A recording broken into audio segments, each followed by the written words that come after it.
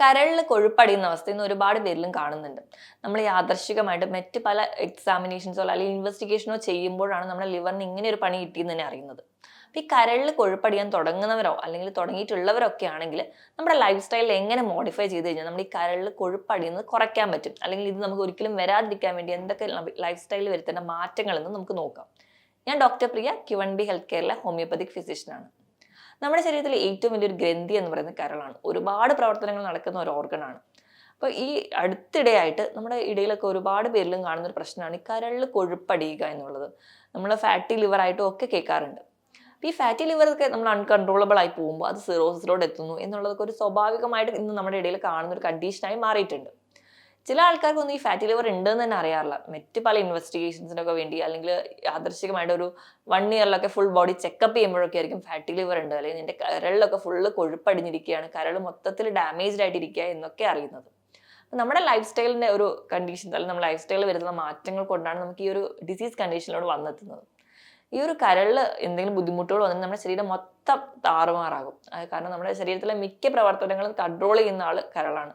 ഇപ്പം നമ്മുടെ ശരീരത്തിൽ എല്ലാ മെറ്റബോളിക് ആക്ഷൻസ് നടക്കുന്നത്, നമ്മുടെ ശരീരത്തിൽ പല പല ഹോർമോണുകളുടെ ഫങ്ഷൻസ് നടക്കുന്നത്, നമ്മുടെ ശരീരത്തിൽ പിത്തരസം ഉണ്ടാക്കുന്നത്. ഈ പിത്തരസമാണ് നമുക്ക് ദഹനത്തിന് വേണ്ടി സഹായിക്കുന്നത്. ഇതിനൊക്കെ സഹായിക്കുന്ന ഒരു ഓർഗനാണ് ലിവർ എന്ന് പറയുന്നത്. ഈ ലിവർ ട്രാൻസ്പ്ലാന്റേഷൻ ആ ഒരു ഈസി പ്രോസസ് അല്ല.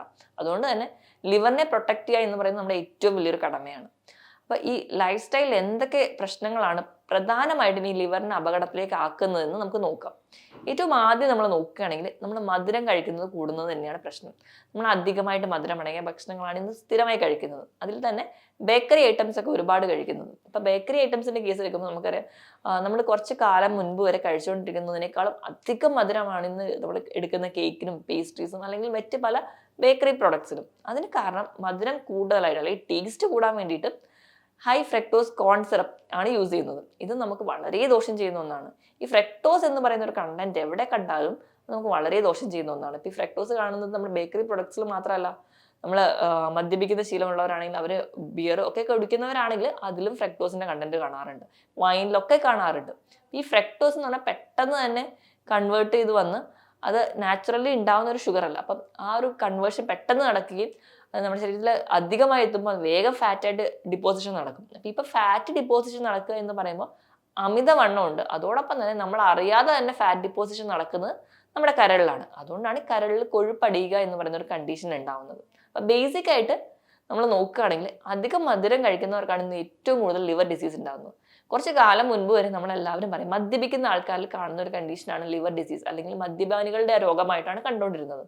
ഇന്ന് അതിലും അധികമായിട്ട് ചെറിയ കുട്ടികൾക്ക് പോലും ഒരു ലിവർ ഡിസീസ് ഉണ്ടാവുന്നുണ്ട്. അവരാരും മദ്യപിച്ചിട്ടല്ല, പകരം അധികമായിട്ട് ബേക്കറി, ഇപ്പം കേക്ക്, കുക്കീസ്, ബിസ്ക്കറ്റ്സ്, ഇതൊക്കെ നമ്മൾ കുട്ടികൾക്ക് ഇപ്പം കുട്ടികളിലെ എടുക്കുകയാണെങ്കിൽ അവർക്കിപ്പോൾ സ്കൂളിലൊക്കെ ഒരു ലഞ്ചിന് മുൻപായിട്ട് ഒരു സ്നാക്ക്, ഒരു ബ്രേക്ക് ടൈം കാണാറുണ്ട്. അപ്പം മിക്ക മാതാപിതാക്കളും അവരുടെ തിരക്കുകൾക്ക് കൊണ്ട് തന്നെ ബിസ്ക്കറ്റ് ഒക്കെ ആയിരിക്കും കൊടുത്തു വിടാറ്. അല്ലെങ്കിൽ വൈകുന്നേരം സ്കൂൾ വിട്ട് വരുമ്പോൾ നമ്മൾ കൂടുതലും ബേക്കറി ഐറ്റംസ് ആണ് കൊടുക്കുക. പെട്ടെന്ന് തന്നെ നമുക്ക് കൊടുക്കാൻ എളുപ്പമുള്ള ഒന്നാണല്ലോ. അതുകൊണ്ട് തന്നെ നമ്മൾ വേഗം ബിസ്ക്കറ്റ്സോ അല്ലെങ്കിൽ അപ്പത്തെ ഒരു എളുപ്പത്തിന് വേണ്ടി നമ്മൾ ചെയ്യുകയും അത് കുട്ടികൾ അധികമായി കഴിക്കുകയും പ്രത്യേകിച്ച് വ്യായാമം ഉണ്ടാവില്ല. അവർ സ്കൂൾ കഴിഞ്ഞ് വരുന്നു, ഇതൊക്കെ കഴിക്കുന്നു, വീണ്ടും വേഗം ട്യൂഷന് പോകുന്നു, അവിടെ എക്സസൈസോ അല്ലെങ്കിൽ വേറെ ഒരു എക്സ്ട്രാ കരിക്കുലർ ആക്ടിവിറ്റീസ് ഒന്നുമില്ല. അപ്പോൾ ഈ കഴിക്കുന്ന മധുരമൊക്കെ കൂടി കൊഴുപ്പായിട്ട് കൺവേർട്ട് ചെയ്യുന്നു, ഡിപ്പോസിഷൻ നടക്കുന്നു, ഇങ്ങനെ കരളിൽ അടിയുന്നു. അങ്ങനെ കരളിൽ ഒരു ഫാറ്റ് ഡിപ്പോസിഷൻ നടക്കുന്നതാണ് ഫാറ്റി ലിവറായിട്ട് വരുന്നത്. ഇനി രണ്ടാമതായിട്ട് പറയുകയാണെങ്കിൽ കൂടുതലായിട്ട് ഓയിലി ഫുഡുകൾ കഴിക്കുക, ഫാസ്റ്റ് ഫുഡുകൾ. ഇന്ന് നമ്മുടെ കേരളത്തിൽ നോക്കുകയാണെങ്കിൽ പകലിലെ ഹോട്ടലിനേക്കാളും കൂടുതൽ സമയം അല്ലെങ്കിൽ ഹോട്ടൽ തുറന്നിരിക്കുന്നത് രാത്രി സമയങ്ങളാണ്, അല്ലെങ്കിൽ ഒരു വൈകുന്നേരം ആകുമ്പോൾ തൊട്ടാണ് കൂടുതൽ ഹോട്ടലുകൾ തുറന്നിരിക്കുന്നത്. കാരണം ഇന്ന് നമ്മുടെ എല്ലാവരും ഒരു ശീലം എന്ന് വെച്ചിട്ടുണ്ടെങ്കിൽ രാവിലെ എല്ലാ ജോലിക്കൊക്കെ പോയി വന്ന് ഒരു റെസ്റ്റിംഗ് ടൈമൊക്കെ കഴിഞ്ഞ് രാത്രിയാകുമ്പോൾ പോയിട്ട് നല്ലപോലെ ഭക്ഷണം കഴിക്കുന്നു, ബ്രേക്ക്ഫാസ്റ്റ് സ്കിപ്പ് ചെയ്യുന്നു. ഈ ഒരു ടൈപ്പാണ് നമ്മളെല്ലാവരും ഭക്ഷണം കഴിക്കണം. അതുകൊണ്ട് തന്നെ ഹോട്ടലുകൾ കൂടുതലും ആക്റ്റീവായിട്ടിരിക്കുന്നത് രാത്രി സമയങ്ങളാണ്. നമുക്ക് ഈ ഒരു ഭക്ഷണ രീതിയിൽ നമ്മൾ കൂടുതലും ഡിപ്പെൻഡ് ചെയ്യുന്നത് ഫാസ്റ്റ് ഫുഡുകളെയാണ്, കൂടുതലും പ്രോസസ്സ് ചെയ്ത ഭക്ഷണങ്ങൾ. ഈ പ്രോസസ്സ് ചെയ്ത ഭക്ഷണങ്ങൾ എന്ന് പറയുമ്പോൾ അവർ കേടാവാതിരിക്കാൻ വേണ്ടിയിട്ട് സോഡിയം അല്ലെങ്കിൽ ബാക്കി മിനറൽസ് ഒക്കെ ധാരാളമായിട്ട് ആഡ് ചെയ്യുന്നുണ്ടാവും. അപ്പം നമ്മൾ കൂടുതൽ ഡിപ്പെൻഡ് ചെയ്തിരിക്കുന്നത് ഈ ഒരു ഫാസ്റ്റ് ഫുഡിനെയായിരിക്കും. അപ്പം കൂടുതലും ഓയിലി ആയിട്ടുള്ളതും കൂടുതലും സോസസും അതുപോലെ എണ്ണയൊക്കെ ആഡ് ചെയ്തിട്ടുള്ള ഭക്ഷണങ്ങളാണ് നമ്മൾ കൂടുതലായിട്ടും കഴിക്കുന്നത്. അപ്പം ഇങ്ങനെ കഴിക്കുന്നതും നമ്മുടെ ശരീരത്തിന് ഒരു ദോഷം ചെയ്യുന്നുണ്ട്. അതും ഏറ്റവും ആദ്യം അഫക്ട് ചെയ്യുന്നത് ലിവറിനെയാണ്.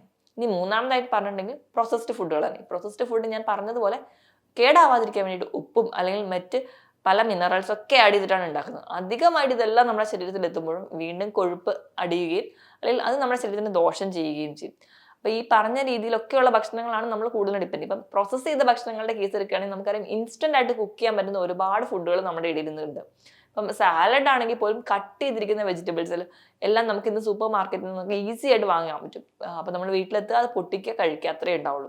റെഡി ടു കുക്ക് ഫുഡുകളാണ് കൂടുതലായിട്ട് നമ്മുടെ ഇടയിലുള്ളത്. അപ്പം ഈ ഒരു ഫുഡുകളൊക്കെ കേടാവാതിരിക്കണമെങ്കിൽ അവരെന്തായാലും ഒരുപാട് അഡിക്റ്റീവ്സ് ഒക്കെ ആഡ് ചെയ്യുന്നുണ്ടാവും.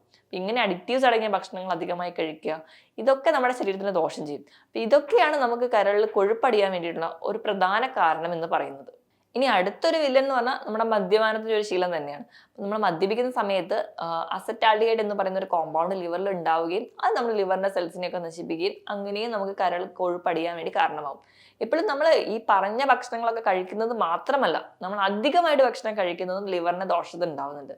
നമുക്ക് വിശക്കുന്നതിലും അധികമായിട്ട് നമുക്ക് എപ്പോഴും ഇങ്ങനെ ഭക്ഷണം കഴിച്ചുകൊണ്ടിരിക്കുന്ന ഒരു ഹാബിറ്റ് ആണെങ്കിൽ നമുക്ക് മിനിമം വേണ്ട കലോറി എന്ന് പറയുന്നത് 2000 കലോറി ആയിരിക്കും. പക്ഷെ നമ്മളിങ്ങനെ ഒരു ടേസ്റ്റ് കൊണ്ടോ അല്ലെങ്കിൽ നമ്മുടെ ഒരു ഇഷ്ടം കൊണ്ടോ നമ്മൾ ഭക്ഷണം കഴിച്ചുകൊണ്ടേ ഇരിക്കുകയാണ്.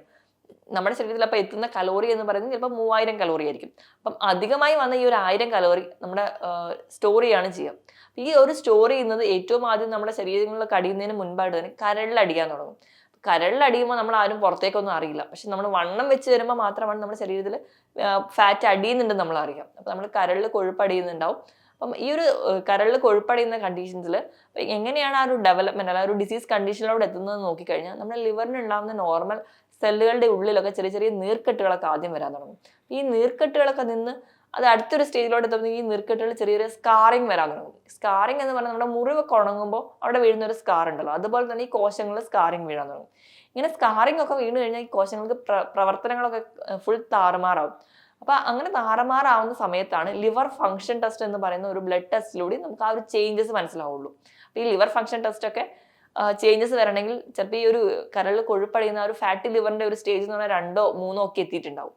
അത് കഴിഞ്ഞ് അടുത്തൊരു സ്റ്റേജ് എന്ന് പറഞ്ഞാൽ ഫൈബ്രോസിസ് ആണ്. ഫൈബ്രോസിസ് എന്ന് പറഞ്ഞാൽ ഒരു 4ാമത്തെ സ്റ്റേജ് എത്തി. ഫൈബ്രോസിസ് എന്ന് പറഞ്ഞാൽ നമ്മൾ ഒരു കൊട്ട തേങ്ങ, നമ്മൾ ഒരു ഉണങ്ങിയ തേങ്ങ പോലെ ചുരുങ്ങി അങ്ങ് പോകും.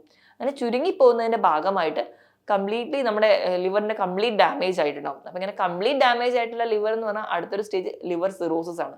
ലിവർ സിറോസിസും കൂടി ആയിക്കഴിഞ്ഞാൽ പിന്നീട് നമുക്ക് അൺകൺട്രോളബിൾ ആയിരിക്കും. നമുക്ക് ട്രീറ്റ്മെന്റ് സൈഡൊക്കെ വളരെ ബുദ്ധിമുട്ടാണ്.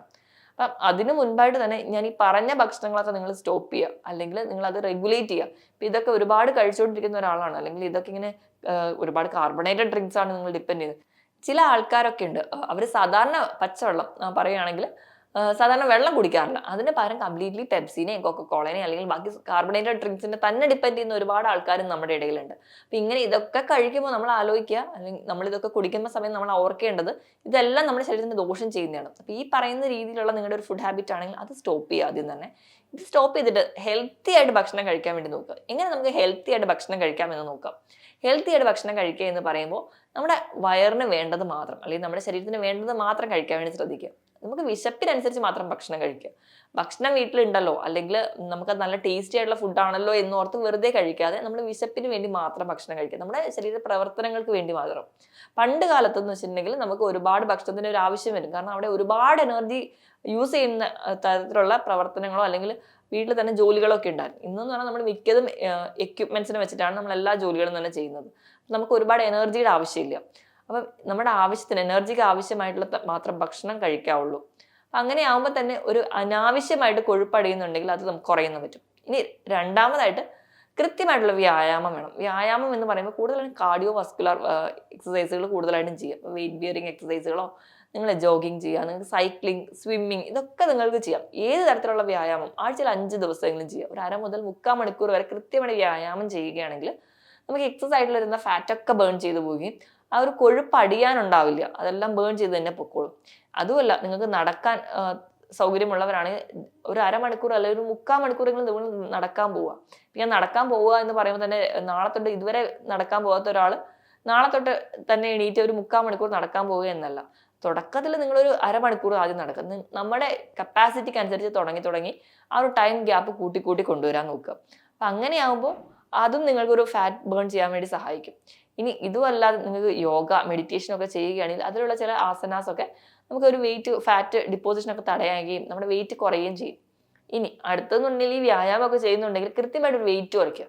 ഇപ്പൊ കരളിൽ കൊഴുപ്പടിയാൻ തുടങ്ങിയ ആൾക്കാരാണെങ്കിൽ നിങ്ങളെ ബോഡി വെയിറ്റ് ഒരു 10 കിലോയെങ്കിലും നിങ്ങൾ കുറയ്ക്കുകയാണെങ്കിൽ നമുക്ക് ഈസി ആയിട്ട് ഈ ഒരു കരളിൽ കൊഴുപ്പടിയുന്ന ആ ഒരു ടെംപ്റ്റേഷൻ ഉണ്ടോ അല്ലെങ്കിൽ ആ ഒരു ടെൻഡൻസി കുറച്ചുകൊണ്ട് വരാൻ പറ്റും. പിന്നീട് നമുക്കത് കൊഴുപ്പടിയുന്ന തടയാനും പറ്റും. അതാണ് നിങ്ങൾ ഓർക്കേണ്ടത്. ഇനി നമ്മൾ ഭക്ഷണത്തിൽ എന്തൊക്കെ ശ്രദ്ധിക്കണം? ധാരാളമായിട്ട് ഇലക്കറികൾ കഴിക്കുക. നമ്മൾ ക്രൂസിഫറസ് വെജിറ്റബിൾസ് എന്ന് പറയും. ബ്രക്കോളി, ക്യാബേജ്, കോളിഫ്ലവർ, ഇലക്കറികളായിട്ടുള്ള മുരിങ്ങയില, ചീരയില ഇവയൊക്കെ ധാരാളമായിട്ട് കഴിക്കുക. ധാരാളമായി കഴിക്കുമ്പോൾ നമ്മുടെ കോശങ്ങൾ ഉണ്ടാകുന്ന നീർക്കെട്ടുകൾ കുറയും. ഇങ്ങനെ നീർക്കെട്ടുകൾ കുറയുമ്പോൾ തന്നെ നമ്മുടെ കരളിൽ ഒരു ഫസ്റ്റ് സ്റ്റേജിൽ ഉണ്ടാവുന്ന നീർക്കെട്ട് കുറയുകയും നമ്മുടെ കരളിൽ കൊഴുപ്പടിയുന്ന അവസ്ഥ കുറയാനും സഹായിക്കും. ഇനി അടുത്തതായിട്ട് നമ്മൾ ശ്രദ്ധിക്കേണ്ടതെന്ന് വെച്ചിട്ടുണ്ടെങ്കിൽ നമ്മൾ ഒമേഗ 3 ഫാറ്റി ആസിഡ്സ് അടങ്ങിയിട്ടുള്ള ഭക്ഷണങ്ങൾ കഴിക്കുക. ഒമേഗ 3 ഫാറ്റി ആസിഡ്സ് ധാരാളമായിട്ട് അടങ്ങിയിരിക്കുന്ന ചെറിയ ചെറിയ മത്സ്യങ്ങളാണ്. ഇപ്പം മത്തി, അയല, നെത്തോലി പോലെയുള്ള മത്സ്യങ്ങൾ ഇവയൊക്കെ മാക്സിമം തന്നെ കറി വെച്ച് കഴിക്കാൻ വേണ്ടി ശ്രദ്ധിക്കുക. അതോടൊപ്പം തന്നെ നട്ട്സിലൊക്കെ ധാരാളമായിട്ട് അടങ്ങിയിട്ടുണ്ട്.